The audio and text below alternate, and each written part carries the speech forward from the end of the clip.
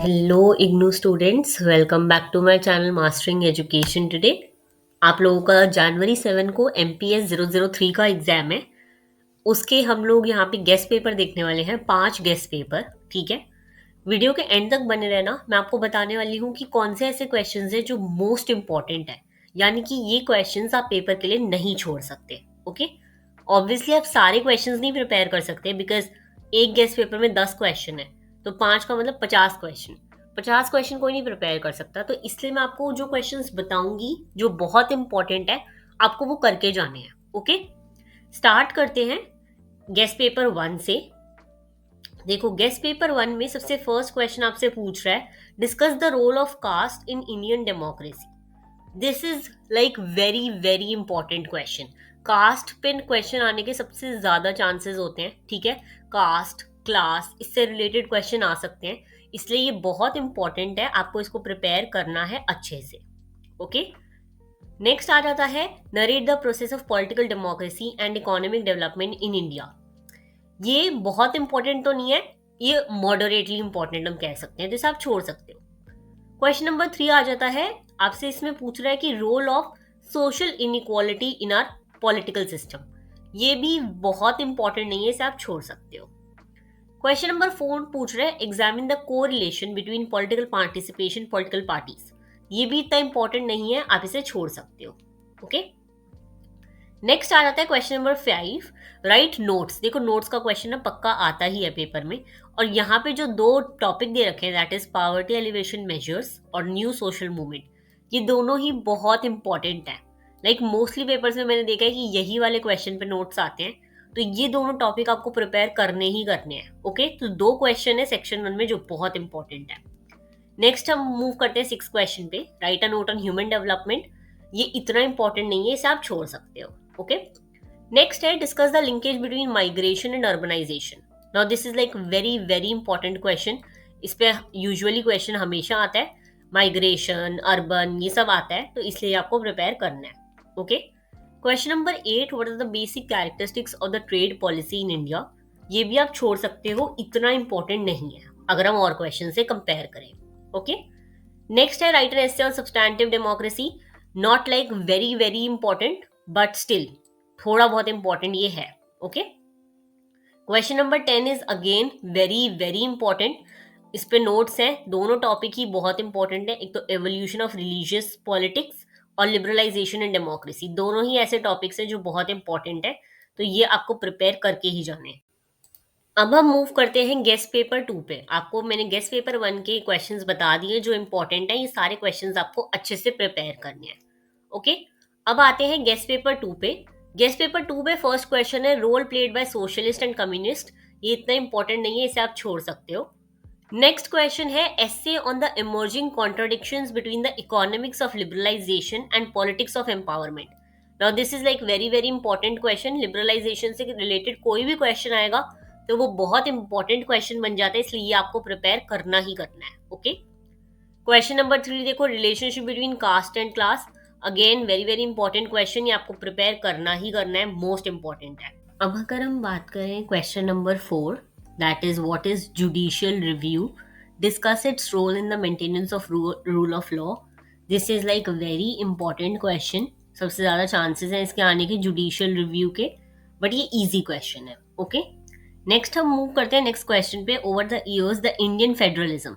देखो, Indian federalism की भी कहीं बात आएगी ना, तो वो बहुत सबसे इंपॉर्टेंट क्वेश्चन बन जाता है, बिकॉज हमारा स्टेट, हमारी कंट्री फेडरलिज्म फॉलो करती है, इसलिए हो सकता है मोस्टली टाइम की क्वेश्चन फेडरलिज्म पे आए ही आए। ओके, नेक्स्ट हम बात करते हैं क्वेश्चन नंबर 6 की, discuss the role of Indian political parties in the empowerment of people. Not very important, छोड़ सकते हो। Analyze the nature of question number 7, analyze the nature and role of farmers movement in contemporary India. Again very very important question, बहुत बार ये question आया है, short notes में भी आता है, तो इसलिए ये आपको अच्छे से प्रिपेयर करना है।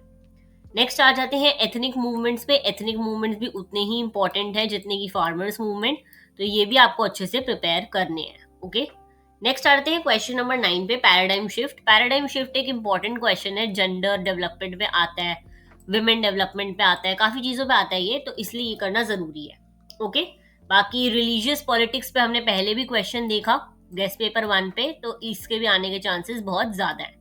तो यहाँ पे देखो गेस्ट पेपर 2 में ना ऑलमोस्ट सारे ही क्वेश्चन इंपॉर्टेंट है, तो तुम कुछ छोड़ नहीं सकते, तो ये सारे क्वेश्चंस करने ही करने हैं। अब हम मूव करते हैं गेस्ट पेपर 3 की तरफ। गेस्ट पेपर 3 की अगर हम बात करें तो फर्स्ट क्वेश्चन देखो इतना इंपॉर्टेंट नहीं है, डायरेक्टिव प्रिंसिपल्स वाला। Next question distinctive features of administrative work, ये भी इतना इंपॉर्टेंट नहीं है, ठीक है। उसके बाद हम बात करें इकोनॉमिक डेवलपमेंट, ये भी नहीं है। जुडिशरी पे क्वेश्चन है, अगेन जुडिशरी पे क्वेश्चन इंपॉर्टेंट है, जुडिशियल रिव्यू वगैरह ये सब आता है तो क्वेश्चन इंपॉर्टेंट बन जाता है, okay. Question number 5, critically analyse the impact of new media technology on democracy and development. देखो ये क्वेश्चन इंपॉर्टेंट तो इतना नहीं है, लेकिन मीडिया टेक्नोलॉजी से रिलेटेड क्वेश्चन होगा ना तो काफी इजी होगा। तुम्हें यही बताना है कि नए मीडिया टेक्नोलॉजी आने से क्या हमारी डेमोक्रेसी पे असर पड़ा है। तो तुम बेसिकली आधार कार्ड डिजिटलाइज हो गया है, डॉक्यूमेंट्स डिजिटलाइज हो गए, ये सब लिखना होता है, तो इसलिए ये क्वेश्चन ईजी होता है, तो ये करना है, ओके। क्वेश्चन नंबर 6 एक इंपॉर्टेंट क्वेश्चन है क्योंकि डेवलपमेंट एंड वुमेन की बात कर रहा है। मैंने अभी तुम्हें पहले ही बताया था कि डेवलपमेंट एंड वुमेन पे क्वेश्चन आता है, तो ये करना जरूरी है।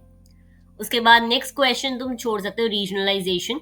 सस्टेनेबल डेवलपमेंट इंपॉर्टेंट है, सस्टेनेबल डेवलपमेंट पे क्वेश्चन आता भी है और इजी भी है। 17 गोल ही लिखने, 17 में से कुछ 10 भी लिखाओ तो भी चलेगा, ओके। उसके बाद मॉडल ऑफ डेवलपमेंट इतना इंपॉर्टेंट नहीं है, और फिर से देखो एथनिक मूवमेंट्स पे क्वेश्चन आ गया विच इज इंपॉर्टेंट, मैंने अभी बताया था तुम्हें, तो तुम्हें एथनिक मूवमेंट्स वाला क्वेश्चन करना है, ओके। नेक्स्ट हम मूव करते हैं question number guest paper number 4 पे, ठीक है। 4 पे देखें तो improving living conditions of people in India, easy question. मैं ये नहीं कहूंगी कि इंपॉर्टेंट है, बट ये इजी क्वेश्चन है, इसलिए तुम कर सकते हो, ओके। क्वेश्चन नंबर 2 इम्प्लीकेशंस, इसको छोड़ सकते हो। Question number 3 new economic policy, इसको भी छोड़ सकते हो। क्वेश्चन नंबर 4 सोशल मूवमेंट्स की बात हो रही है, again very important question. Social movement, ethnic movement, farmer movement, ये कुछ भी होंगे तो ये इंपॉर्टेंट होंगे, ओके। क्वेश्चन नंबर 5 में poverty and poverty line is important, ठीक है। पब्लिक इंटरेस्ट लिटिगेशन तुम छोड़ सकते हो, बट इजी क्वेश्चन है, ओके।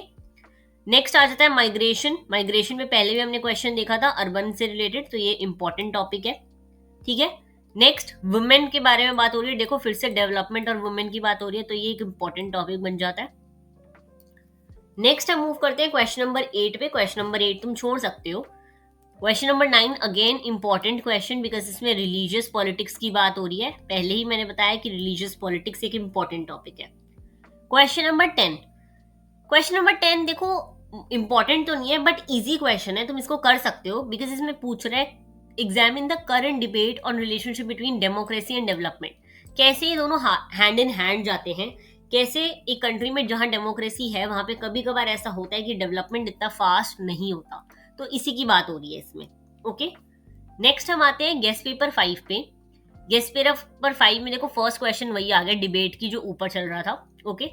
बाकी सेकंड क्वेश्चन बहुत इंपॉर्टेंट है, पावर्टी एलिवेशन प्रोग्राम्स की बात हो रही है, हमने गेस्ट पेपर 1 में देखा था, शॉर्ट नोट आया था इस पे, तो ये करना है, बहुत इंपॉर्टेंट है।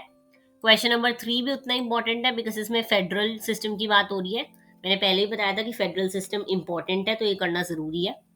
रीजनलिज्म तुम छोड़ सकते हो, ठीक है। एथनिसिटी पे क्वेश्चन आएगा तो तुम्हें करना है challenge to ethnicity, ethnic movements वगैरह ये सब इंपॉर्टेंट है, ठीक है।